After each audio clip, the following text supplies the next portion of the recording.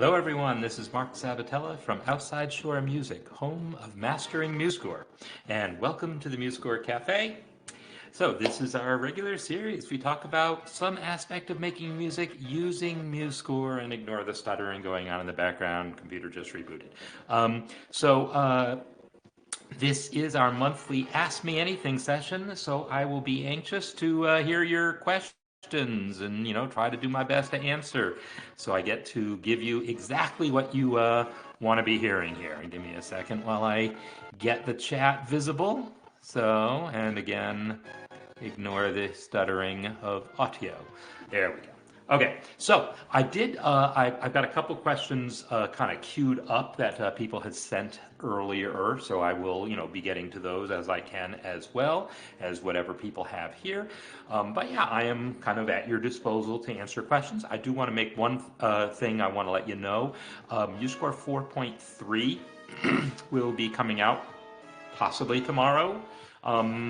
But definitely in the next couple of days, the next few days, there will be MuseScore 4.3 coming out. So that'll be the focus of next week's cafe. And it's, it's a bunch of bug fixes and things, but there's a few interesting new features that I will show, some having to do with playback and some other things here and there. That is actually what I am running right now. I am running the not even the beta. There was a beta release of 4.3 that came out a week or two ago, but this is actually the release candidate, which I think they've already fixed one bug since then. But this is very, very close to the final 4.3 release, so I'm using it, and we'll get to be testing it here. So, as I mentioned, there were some questions that came in earlier, and so whenever I have some downtime, I will try to address those. But meanwhile, hit me up with whatever questions you have about MuseScore, of course. Tomorrow we'll do the music masterclass, and we'll be looking at the inventions that people have been submitting, pieces that are loosely patterned after the Bach two-part inventions. We're not going into all the details of all the form things that he did, but just the basic idea of two-part imitative pieces, and people are doing a great job with those. I think everyone's going to really love hearing the work that people have been doing. So let's address some of the things that have come up. So one of the questions that came in to me was about a tempo. And so this is one of the things. So a tempo, the letter A, tempo, means basically back to the tempo. I don't know the actual is a preposition, but it's back to the original tempo is what a tempo means, or back to the previous tempo.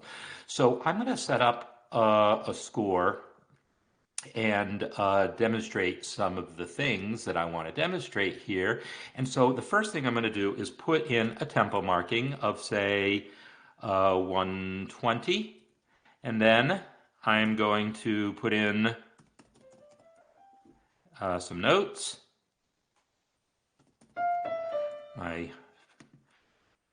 That passage that I can always type in really fast. So if I put in that passage and then put in a slower tempo here, like say 72. When I listen to this play, this is 120. Now it's 72. Let's say I want to return to 120 here.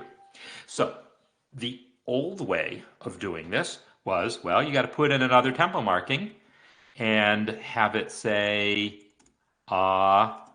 tempo, and then you would have to come over to the properties panel and tell it, no, don't try to follow the written tempo, but actually enter a tempo there, 120. So this will have the right effect.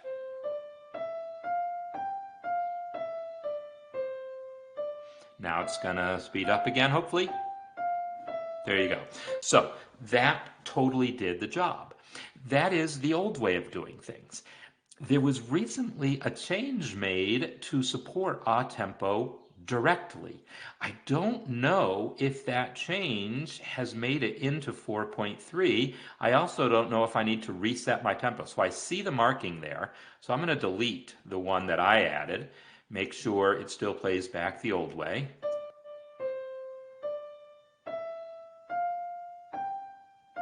Yeah, it's still playing back the old way. So now I'm going to add the a tempo from the palette. And it's here under the more section, but I'm not positive that's going to remain the case. I think I need to reset this palette, but we'll find out in a moment. I'm going to click a tempo, and now let's find out.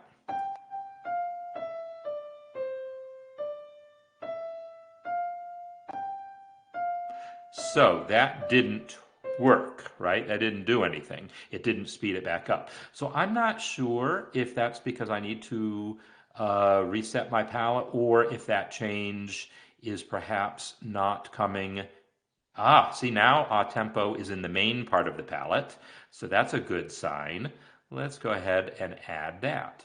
So I had, if you've customized your palettes at all, then when there's an update that adds new palette elements, you might have to reset the palette like I just did. Slow down.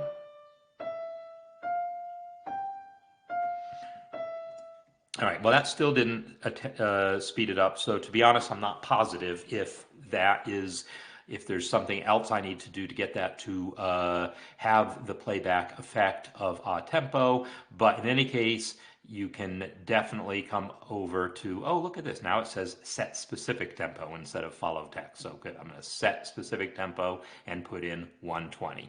And now it works. So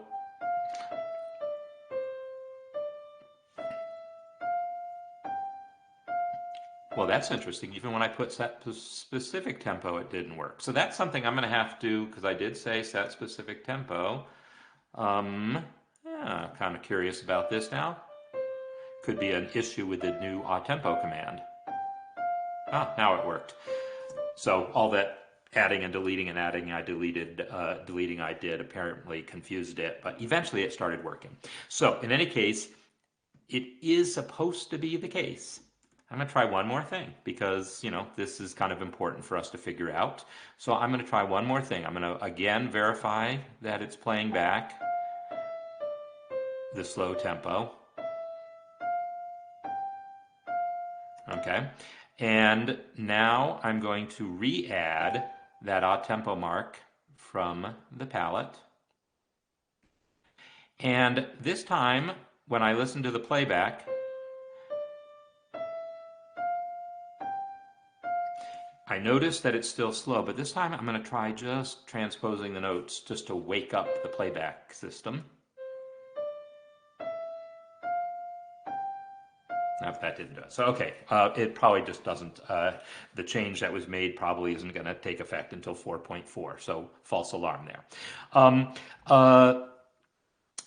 So that is how you add it. You add it from the palette, or you just type in some text into tempo text, but then you're going to come to Properties panel, and when you have that text selected, under the Properties panel, you'll have the ability to set a specific tempo there. And it even says a tempo, so it's like it knows it's an a tempo marking. That's interesting. Because if I select another tempo marking, it does just say tempo. So yeah, I to be honest, I haven't played with this yet. It's a brand new feature in 4.3, so maybe I'm just doing it wrong. I'll try to learn by next week. Okay, so the next question that came up, and Chris, I'm going to come back to yours about the pedal, but I want to address what Dave says about copy-paste. Yes, it's true that they don't copy and paste, and that's by design. Because if you think about what I just did to create this score. I entered 2 measures and a tempo marking, and then I selected those 2 bars and pressed R to repeat it, right? Pressed R, R, R. Well, I don't want new tempo markings every 2 bars. I only wanted the notes copied. Typically, tempo markings, you're not going to want to have copied. Same with rehearsal marks. If this had been rehearsal letter A, when you make a copy of it, you don't want it to also be rehearsal letter A. You're going to put a different rehearsal mark on it. So anything that's not, basically the rule of thumb that MuseScore follows is anything that's considered a system level marking, the things that only appear across the top staff of your score, like tempo, rehearsal marks, voltas, like repeat endings, things like that, system level things, don't copy and paste by design, because most of the time you don't want them to. Now, That 5% of the time you do want them to copy would be lovely if there was a way to do so. And that's sort of a long-standing feature request, so that if you've created some complicated passage with a lot of tempo changes or time signature changes or whatever, you can make another copy of that passage with all those changes intact. Right now, there just isn't a way to do that, but it's definitely an open feature request that a lot of people want. So yeah, again, 90% of the time you don't want those changes copied. You just want the notes. But for the times when you do, then at some point, I'm sure someone will implement that. So the question is there a difference between retardando, allargando, and rallentando? Basically, no. Not as far as MuseScore playback is concerned. They're all the same.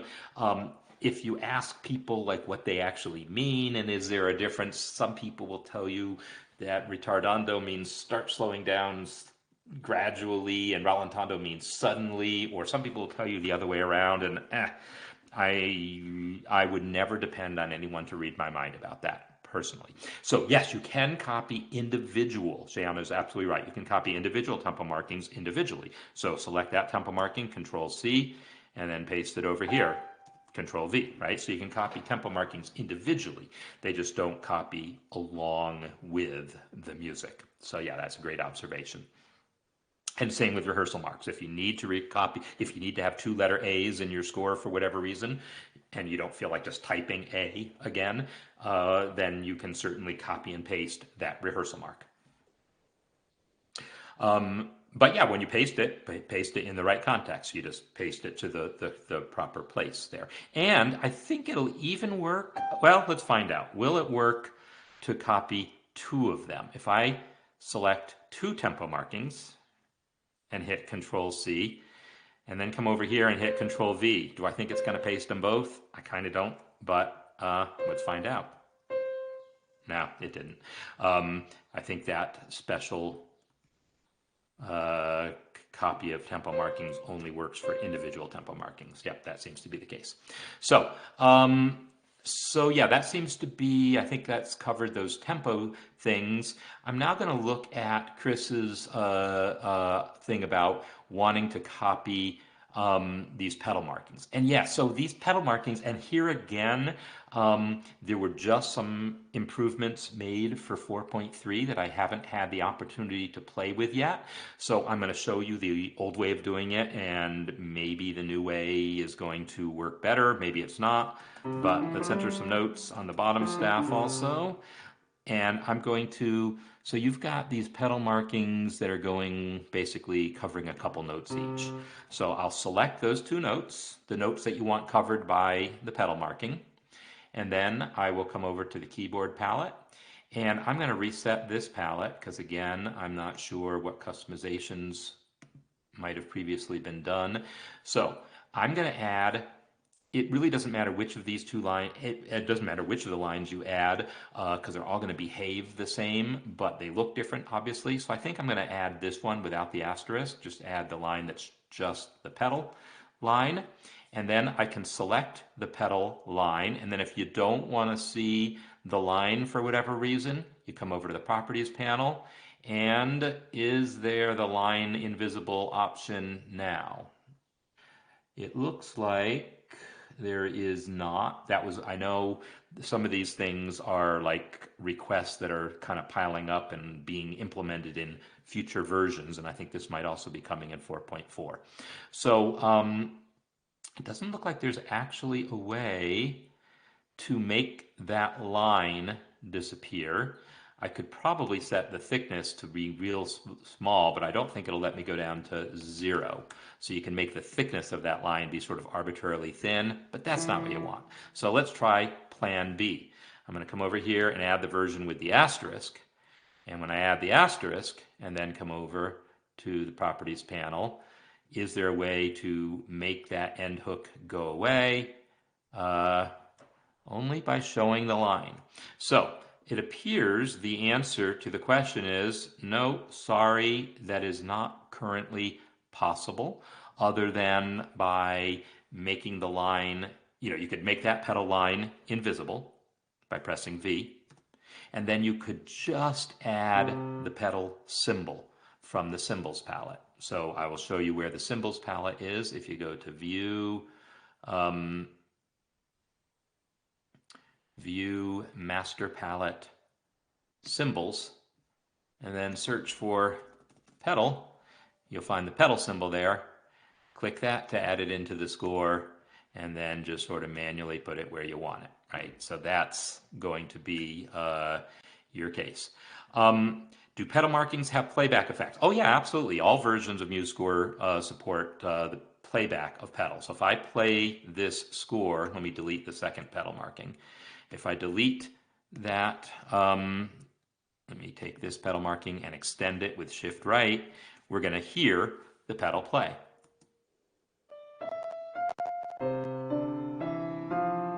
Right?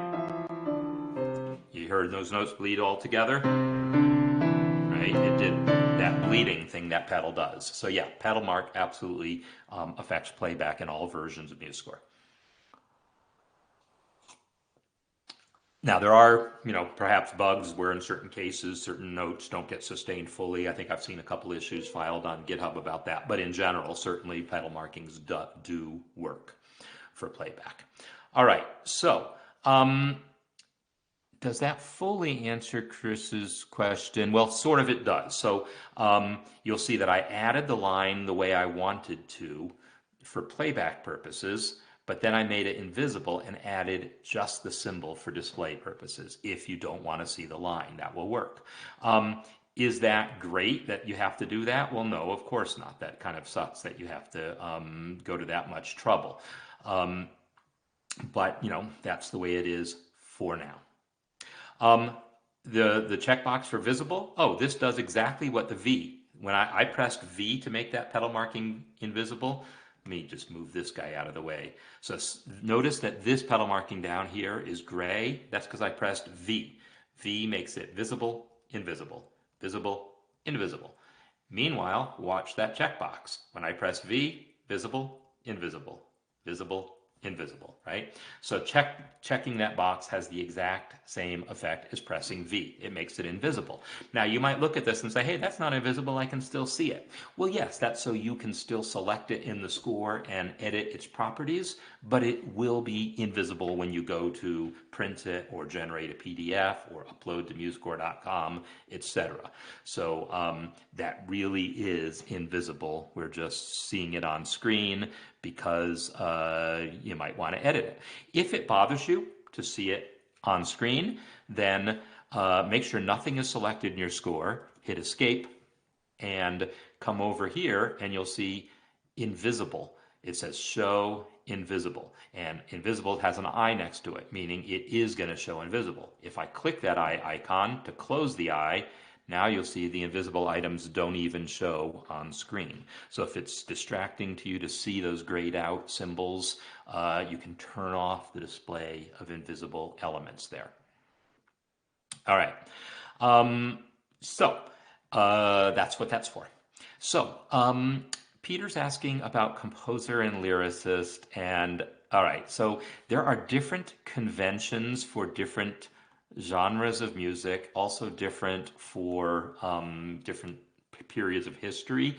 So I don't want to have to enter into any religious debates about this because I have no horse in the race. In the music that I deal with the most often, the composer, the musical composer, and the lyricist are both listed the bottom right here. So typically it would say things like words, Johnny, and then music, Martha, or whatever, right? You see something like that in the corner there. So that is the more typical way in the music that in a lot of the music that I deal with is done. But often you'll see, the composer here and the lyricist over here, and MuseScore does that if you add lyricist, either when you create the score or later on add a lyricist, MuseScore will put lyrics, Janet. So it will put them there. Now, if you don't want them there, if you want them over the right side, but you do want it to still say, to still be identified as a separate element for lyrics, then what you can do is come over to the properties panel here, and instead of picking left alignment, pick right alignment. And it's going to overlap the composer text, so there's not going to be any automatic collision avoidance within frames. So you'll have to come over to the appearance thing and also change the vertical offset. And by changing that offset, I can get them to not overlap. So you have to do some manual things. So yeah, but unfortunately, yeah, if it doesn't say who did which, if it just says, you know, Lennon/McCartney, you don't know who wrote what. We know for their songs pretty much either it was a John Lennon song or a Paul McCartney song. They didn't really collaborate that much other than someone maybe suggesting one line of lyric or one chord for the bridge. But in any case, yeah, unfortunately, there's not really a good standard about that. So you just have to research who wrote what often. If it doesn't say specifically who wrote which thing, you're just going to have to figure it out.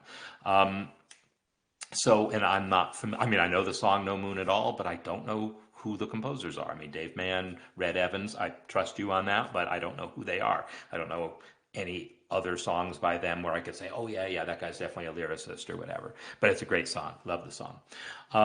Oh, by the way, Dave's comment about making them invisible, then you can't see them again. Well, right. But then when you do need to see them, then just recheck that box. So right now, I am showing invisible elements. If I turn off invisible elements, that's fine. But if I ever need to see them again, just recheck the box. Now, you don't have to do that. If you know there's an invisible element here and you just need to get to it, click the note and press Alt-Right. That navigates element by element. So it moved from the note to that invisible pedal marking.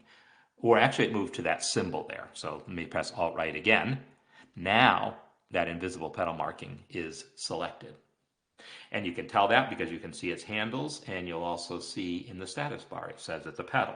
So if you know where your invisible elements are, you can navigate to them with Alt-Left and Alt-Right, or Option-Left, Option-Right on a Mac. So you can navigate to invisible elements whether they're displaying or not. But if you're not sure where they are, well, then just, again, make sure nothing is selected in the score and turn invisible items back on. So that's totally fine. All right. So one of the other questions that I got in advance, I'm going to deal with right now because it came up. Let me just do a quick check. I'm not going to share my screen and show you my email, but someone may have emailed me a score. I don't recommend people email me scores, but use the discussion and support space here in the community.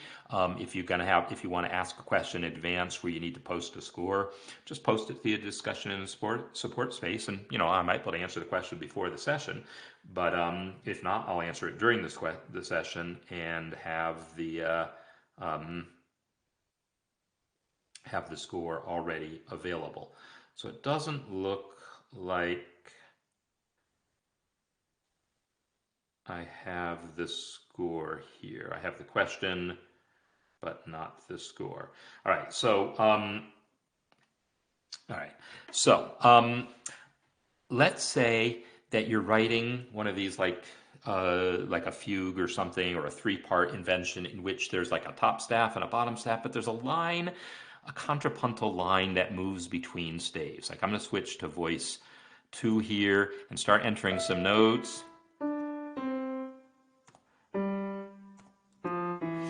At some point, these low notes, even though logically they're part of that top staff, we might want to display them on the bottom staff because they'll be easier to read. And I've showed how to do that before. Select the notes. You can select multiple notes. So I'll Control-click them here, and then press Control-Shift-Down. I forget if that actually, yeah, Control-Shift-Down is how you move those notes to the bottom staff. And you can also flip their stems around. I think, let me see if I add some more notes. Yeah, I think I'll have to flip their stems around here. I'll have to play around with how that all works. I'm pressing X to flip stems. Actually, I want all these stems reversed, so I'll just select them all and press X. So I have this middle line now moving between the staff, moving between the staves. And the question is, well, what do you do notationally to show that the line has moved between the staves? The typical thing is you show a line. Sometimes it's a solid line, sometimes it's a dotted line. MuseScore has a way of doing that. Click the first note, control click, command click on Mac, the other note. So you have both notes selected that you want to connect with a line. And now we're not going to go to the palettes because this is a special kind of line we're not going to find on the palettes anywhere. But instead, we're going to go to the Add menu, and then under Lines, you're going to see Note Anchored Line. Now, I've got a line directly connecting those notes, and it remains directly connected even if I change the pitch of these notes, right? The line follows the note heads, which is great. So, that's how you can then add that line. And then if you look at it and go, well, I want it dotted, just select a thing, come over to properties and say, all right, now it's dotted. Also, by default, the line connects the centers of the notes. Well, frankly, that's not very useful. You'd rather have it start a little off of the note. So we can click the handle there and just drag it off, click the handle here, drag it off. And again, it's going to stay relatively correct. So even if I change the pitch of this note, it still follows the note and is, just slightly offset from the note. So that's how you draw this line that editors often draw to show that a melodic line has moved from one staff to the next. And Dave, to your question about invisible graphics, yeah, unfortunately there can be issues with the graphics that go beyond this, because certainly just clicking visible should make it visible. But what if that graphic is transparent? Then it's not going to show anything. And also, or if it's been made to 0 size because you've resized it to 0, or if that graphic comes from a file and then that file has been deleted. There's certain situations in which you can get yourself into a situation where there's a bogus graphic on your page. And yeah, they can be tricky. Usually the alt left, alt right trick will be your best solution to find that thing if you know it's there. If not, it might be putting it to support and having someone help find it for you by examining the file internally. So, coming back now to Peter's question about, wait a minute, didn't you have another question about, I thought you had another question about composer and lyricist, but this is, okay. So the question about voices and when it's okay to show rests or when you should show rests and when you shouldn't.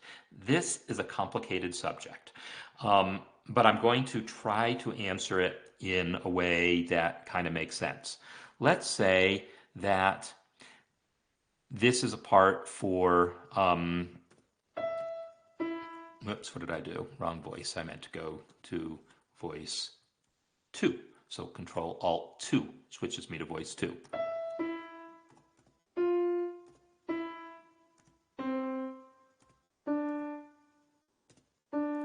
So I have 2 separate voices here, right? If this is meant to be read by 2 people, then absolutely under all circumstances show all rests. That's already an overstatement, but it's not too far from reality. So even if there's nothing on beat 2, you absolutely want to show that rest because that alto is going to want to see that there's a rest there. They're not going to want to have to look at the soprano part to figure out there was another beat. The person reading the alto part is going to want to see that rest. So you don't want to hide rests in general if you're writing for 2 separate people to read off a single staff. Now, if you're writing for one person to read, so this is piano music, well, now you have a choice in the matter. Is it important to show that rest or not? Now it gets more subjective. If this piece is contrapuntal, so that logically speaking, there's 2 separate voices, even though they're both being played by, your piano, and of course this isn't really playable. Let me change this to some notes that are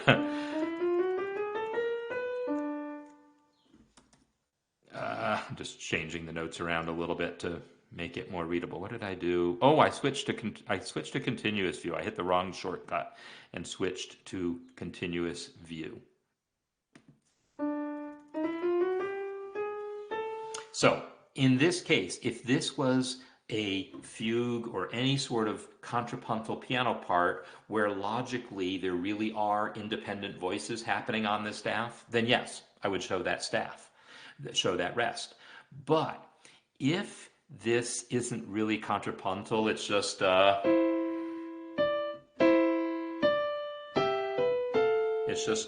piece that just happens to have two notes against one for one beat, then we wouldn't need to show that rest. In other words, if we wouldn't necessarily need to see it, right? So if the piece is basically contrapuntal, then you definitely want to show the rest. If it's not, then it's a little more optional. And the trick is going to be you will still need to show it if it's necessary to understand the rhythm.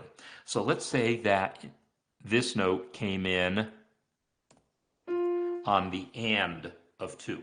Well, then I definitely need to see the rest, because without the rest, you can't tell. It's not easy to tell. There's no way to tell for sure what beat that F comes in. You could guess it's the and of 2, but we don't want to guess. We want it explicit. So in this case, you don't want to rely on the fact that, hey, that F is to the right of the D. I guess it's probably half a beat later. I mean, shoot, it could have been a 16th later. There's no way to know without that rest. So if you have a note coming in a place where there's nothing else that it lines up with, you need to show the leading rest. But again, if that was just a quarter rest, then you don't need to show it at all. You can just show those two eighth notes there. And for that matter, this note could just move to voice 1, and I could get rid of that rest. This would be even more common. So that you would show a chord on beat 1, a single note on beat 2, and then the two eighth notes that need to be there on beat 3. So the rules get a little complicated, and there's some wiggle room in there, but that's the basic idea. If two people are reading it, definitely show the rests. If they both have the same rest, then they can combine. Like if both voices have a quarter note and then quarter rest, half rest, if both voices have that same thing, you only need one set of rests. If two people are reading, everyone has to see a rest if they have a rest. If one person is reading, it depends on if it's contrapuntal, and so logically it's multiple voices. Treat it as if it was two people reading it. Show the rests. If it's one person reading it and it's not really contrapuntal music, then it gets a little iffier, but you basically show the rests anywhere it's going to help understand the rhythm. So that's the deal. Colleen has a question here, and I know you're going to be leaving soon also. You got here late, and now you leave soon. You get little dots above the notes. All right, so I assume those are staccato dots. So my guess is, and so here's the thing.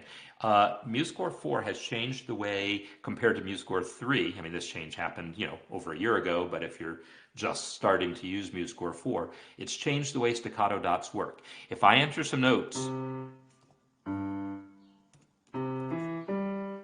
and then I press the staccato dot here on the keyboard and start entering more Gs, they're all going to get staccato dots until I turn staccato off.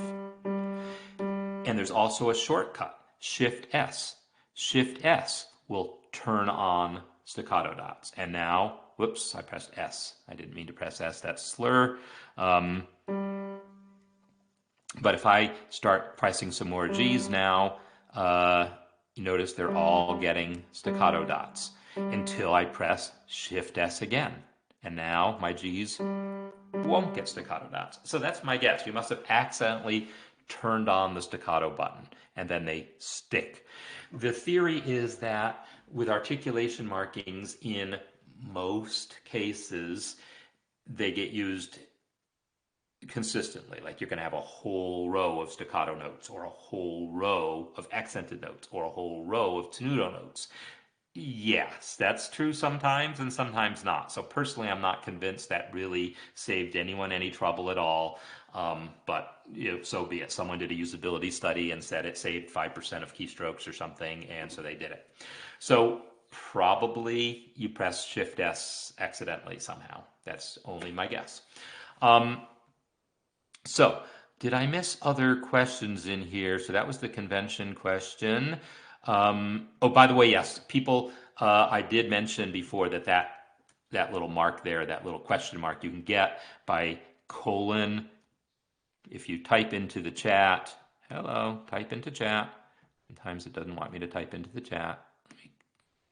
Yeah, type colon QU ES and this little pop-up menu shows up, and then you can get that question mark. And then it gives you a nice question mark that helps me see your question, is basically the reason for that. So, so let's see. Um, mm, mm, mm.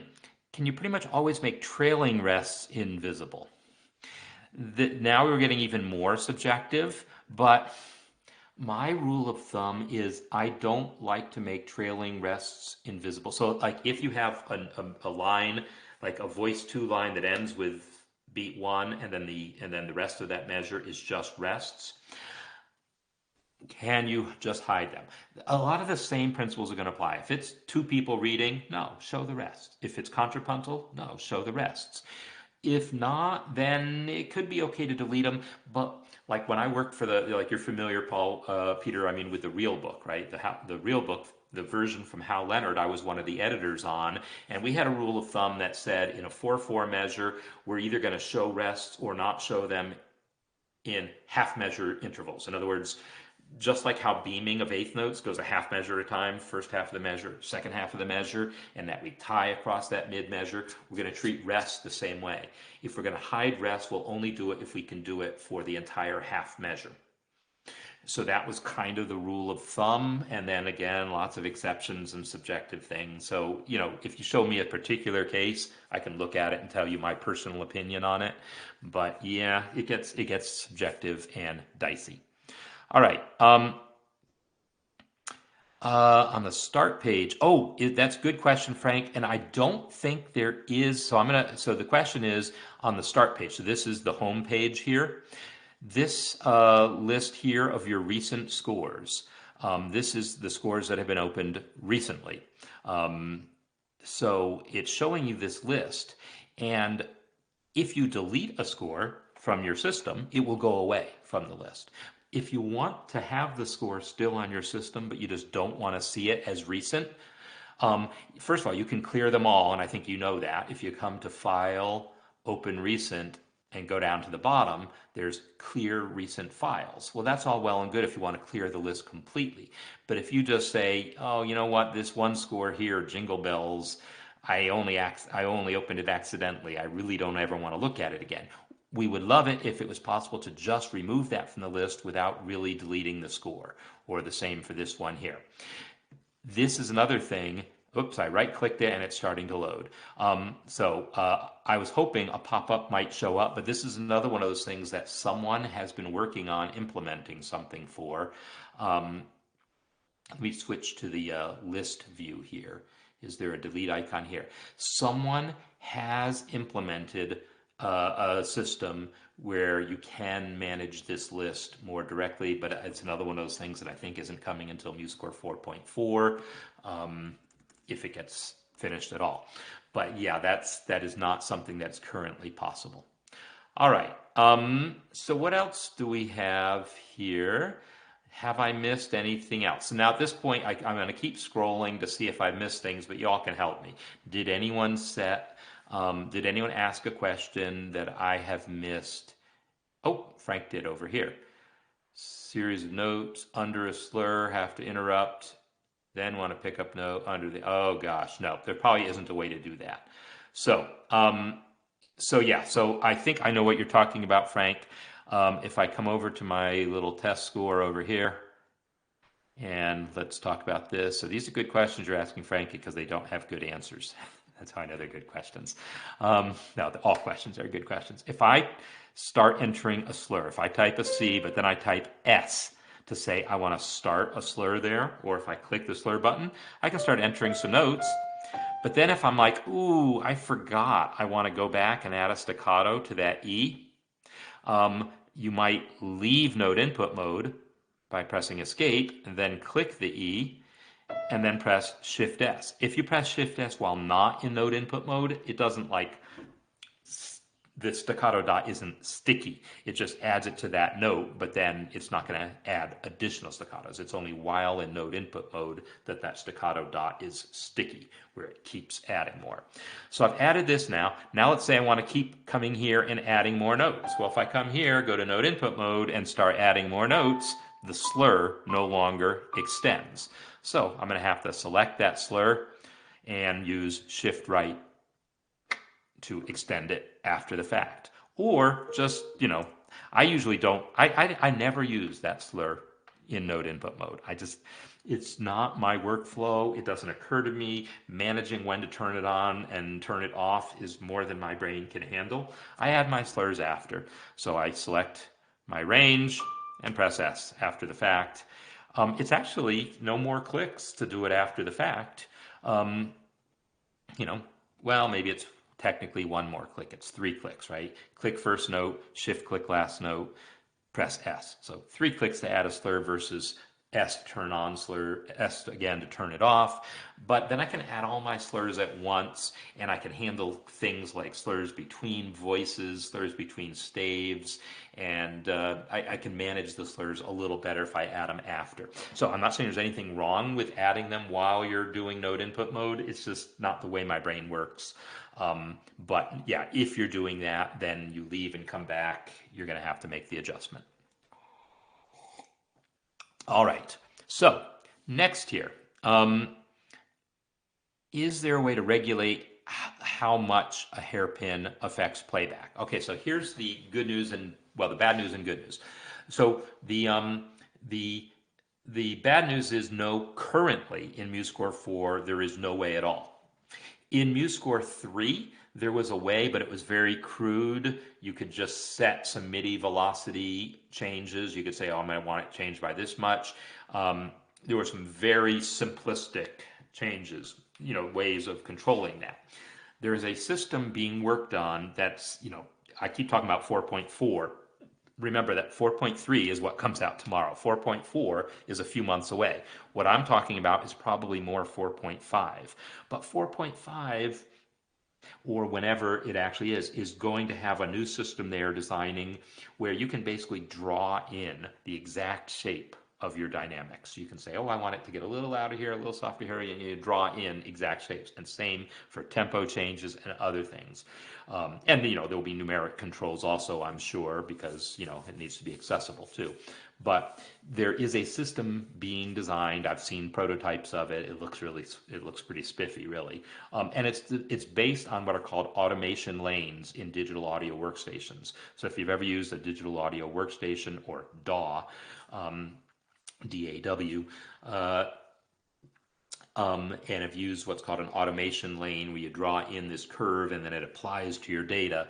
It's based on that kind of system. It's been, being discussed for over a year now, but it's still quite a long ways from becoming any sort of reality.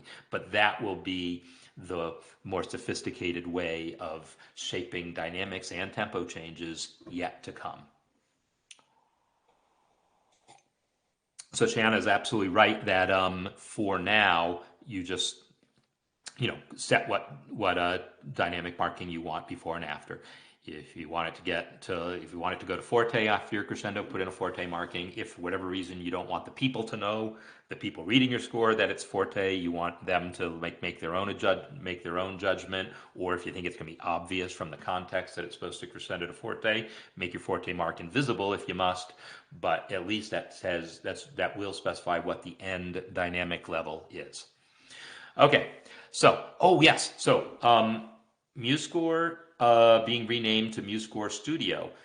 So I don't know about the nightly builds, but if you've downloaded the beta, if you've downloaded the release candidate, it's definitely the changes there. If I go to, say, the help menu, notice it says About MuseScore Studio, and Actually, I guess the about dialog doesn't even have a name in it, but certainly the um, the help menu is labeled About MuseScore Studio, and the splash screen when you first start MuseScore says MuseScore Studio. So yes, that change is made if it's not in a nightly build, because I'm not sure why it wouldn't be, but it might be something that only happens at install time. Not really sure, but it definitely should. It's definitely there. So 4.3 definitely will call it MuseScore Studio, and that's just to help differentiate from MuseScore.com a little bit. So when people, and the MuseScore mobile app. So when someone says, I'm having a problem with MuseScore, we can say, are you having a problem with MuseScore notation program, or are you having a problem with the website or something? Now we can say, is your problem with MuseScore Studio or the website, or whatever. So it just gives us a name to differentiate a little more. It was a controversial decision within the company. I had no say in it, but yeah, it's sort of logical, I guess. So Kevin, so this is one. So I mentioned that there's some stuff coming in 4.3 having to do with playback. I'm going to give you a brief um, uh, actually, I don't know about cornet, so I'll add trumpet. And I will switch to concert pitch mode. All right. If I have notes for trumpet,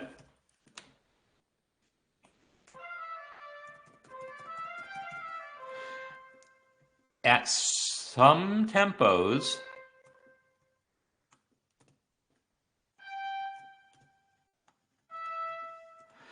let's hear this first.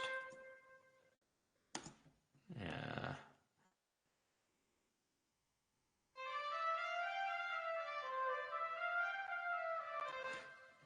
It was subtle, but could you hear the difference? I think I could.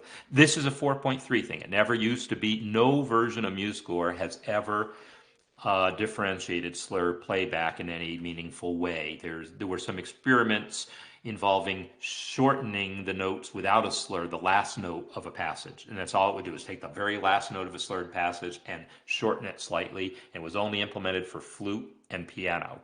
But it didn't do anything different as far as tonguing goes. But let's check this now.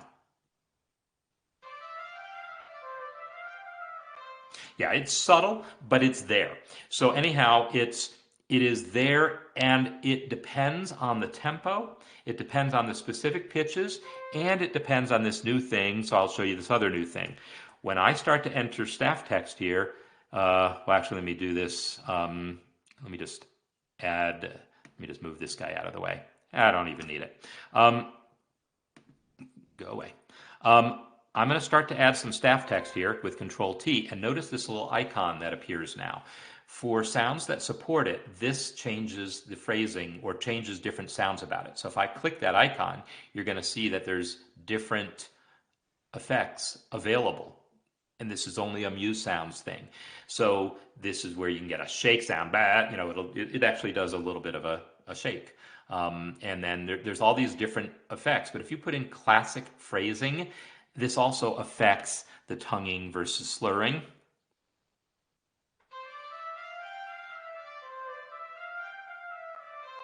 And it's still subtle, but if you play around with it, there are cases in which it's not subtle at all. Again, it depends on the specific tempo and the specific pitches. But anyhow, those sound flags allow you to do these different things.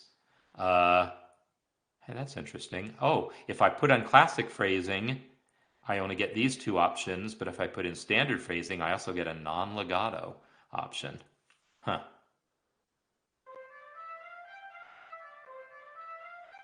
But then it ignores the slur. So anyhow, if I then put in another one of those sound flags in there, so that's the thing, is I think it was doing, okay, so let's do this. Hey, let's do this. I'm going to click that sound flag icon here and go to classic phrasing here. Now let's check this out.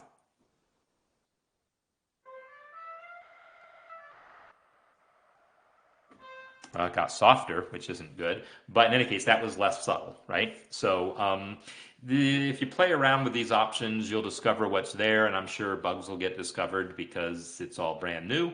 But yeah, 4.3 was going to have some new controls over stuff like that didn't exist before, just because it's fun, I'm going to put in a shake.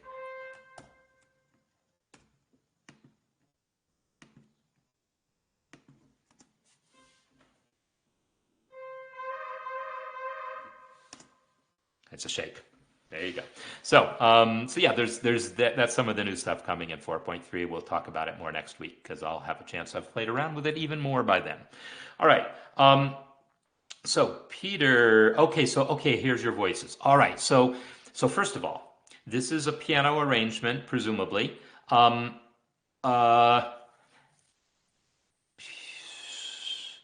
all right. So yeah, the voice. So the voice one rest in the bottom staff, let's talk about that one first. It definitely is because otherwise this eighth note followed by the quarter looks weird. Yes, that quarter note here comes in at the same time as the half note, but it's just going to look weird to not have that eighth rest in there in the bottom staff. But let's talk about the top staff. The eighth note coming in at the same time as the other eighth note. Yeah, we don't need the leading rest to show that since it coincides with another note. And it's not, contrapuntal piece in which there's necessarily always consistently two voices. So I don't necessarily need to see it.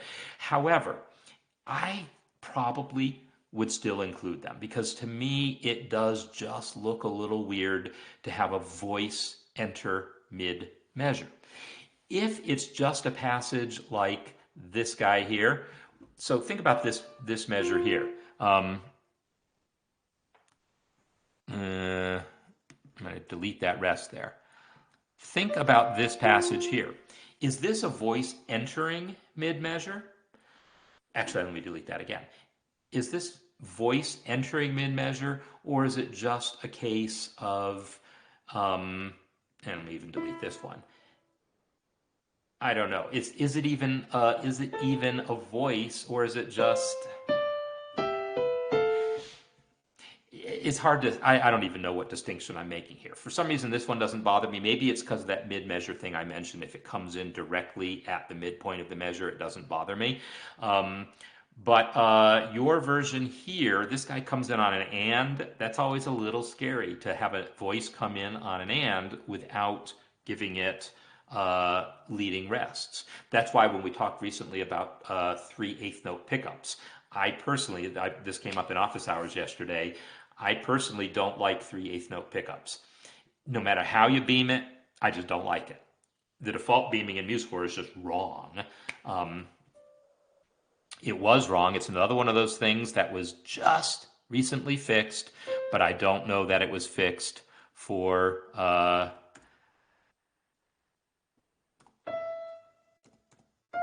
I don't know that it was fixed for this release. Oh, look at that. Now it's beamed 3/8 notes together.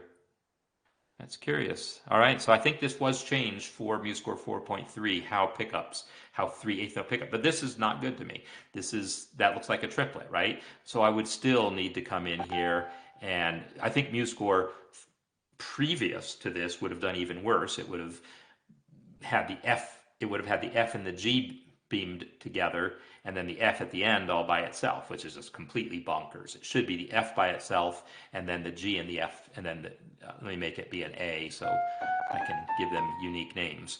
It should be the F and F by itself, the G and the A beamed together. In other words, working backwards from the bar line. So this isn't good. But what I'm saying is I don't care. I'm not going to do this anyhow. So the official right way to do this is to break the beam going into that G so we see this. But personally, that's not what I would do. I personally would be making that not be 3/8, but have it be 4/8 notes and show the leading rest like that. This to me is better. And then you might still break the beam, but I prefer to see whole beats. So, but again, subjective. So there you go. Oh, 4.4 might not have that in there. Am I frozen? I don't know. Am I? Am I frozen over here? Looks like I'm good over on my other screen here. But let me just check again. No, I think I'm good. Okay, good. So anyhow, I know I can't give good answers to that. I can only give, you know, half answers to that. Basically, is what I would say. So yeah, I'm not sure, Frank, how you're installing this, but it might have something to do with what operating system you're on or the specific way you're going about installing it. But it is supposedly there, and if it's not, then that's worth bringing up. What operating system are you on, Frank? I would want to know that for sure. Um, so Paul's asking about, can you enter a dynamic that's just, you can edit dynamic text. So if I enter a dynamic marking from the palette, boom, boom, boom, and say FFFF, it will play. I suppose I should have done that without the pedal marking, but let's do that again.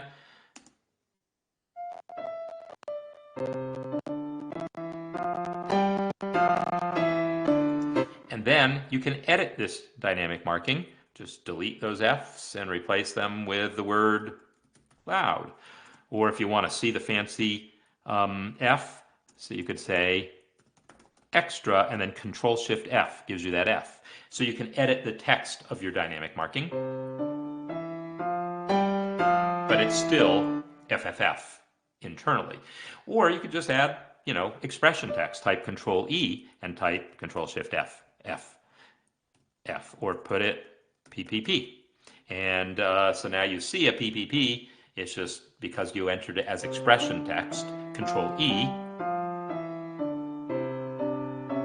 Oh, notice the extra F now is being reinterpreted. Yeah, I wondered about that. I think after it regenerates the playback info, it actually starts reading this. So it's going to look at this and say, oh, no, it's no longer triple F. So use the expression text, the Control-E, and then enter your dynamic characters that way is the better way of doing it. So I'm quite sure now at this point that I've missed a couple of things. Oh, Colin, this is what you asked about before, right? During office hours. Let me just see if there was something else, because I think this will probably be last question I have time to get to. And I know Stephen, who had sent me one before about little mini measures. Those are called, what's the word I'm looking for? The small, Ossia, Ossia, and there's a section on Ossia in the course. I'll just send you the link to how to do Ossia in the course, and that'll answer that real quick because it's a little bit involved. So Colin's question about ignoring the rests in the anacrusis. So I guess, why do you have rests is my question. Which rests do you, I don't see any rests in the anacrusis here. Are you talking about at the end, you want this piece to, you want the last measure to repeat back to the beginning? If so, you need to delete that rest. So to delete that final rest, I actually just did that with my own. Let's make a matching version here. I'm going to select that rest, Control Delete makes it completely go away. And then at the end of my score, I can enter some eighth notes and select those rests, Control Delete to make them go away also. And now if I add a repeat marking and go to play this thing,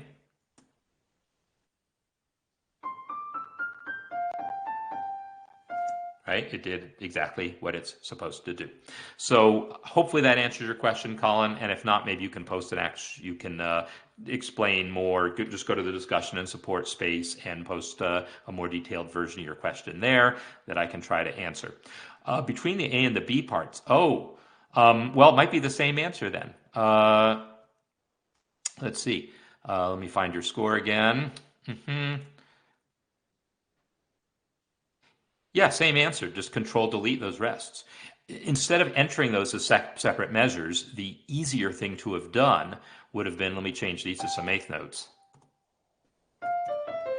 If you want to split the measure here, because that's essentially what you have. You have a measure in which the first 1, 2.5 beats are one part of the measure, and then the rest of the measure finishes here. What you really have is one measure that's been split across systems. Well, there's a command just for that. Select the point where you want to start the second half of the measure, and then go to Tools, Measures, Split Measure before selected note or rest. And now that splits the measure right there, and then you can add your break. And now you have your first few eighth notes there, and your second few eighth notes here, and all works as expected. So that would have been the better way to have done it, rather than enter it as two measures to begin with. Enter it as one measure and then split it. But it does exactly the same thing. So if you've already entered it as two measures, just Control-Delete the extra rests. All right. Is there a way to use section breaks and not pause between sections? Yes, that'll be the last question, because that one's related and it's real quick. If I want to add a section break right here, I can come to the palettes, the layout palette, add a section break right here, select that break, and then come over to the properties panel and say pause 0. And now it won't pause. Right? No pause. So there you go. All right, and if I've missed something, I apologize, but just just drop it into the discussion and support space, and I will get to it as I can. So thanks everyone for all the great questions and discussion here. Got to cover a lot of different territory, and you got a little preview of 4.3, which is going to be more the focus of that's going to be the full focus of next week's session. And there's not a ton of changes, but the stuff with those sound flags, that's what this thing was called, that let me put in the shake sound and affect the phrasing and all. That was a lot of work under the hood to make that happen. So it's only one feature, but it was a big deal, which is why it's this whole separate release and why it took a few months to get out. There's not a whole lot else new for me to show you, but I'll show you a few things here and there. Like I'll figure out the odd tempo thing, because it's clearly there. I just don't understand how it works yet, because I haven't played with it yet. So tomorrow, music masterclass. Come and listen to some inventions and hear my comments. There's a lot of great work done, and I'll be giving some feedback, and you can ask more questions about the process of imitative counterpoint there. And then, anyone, as you've finished your inventions, move on, finish out the rest of the section if you haven't already in the counterpoint course, the stuff on stretto and on canon, because it's really deep stuff that we're going to make use of. That's what's going on. And I will see you all next time. Goodbye, everyone.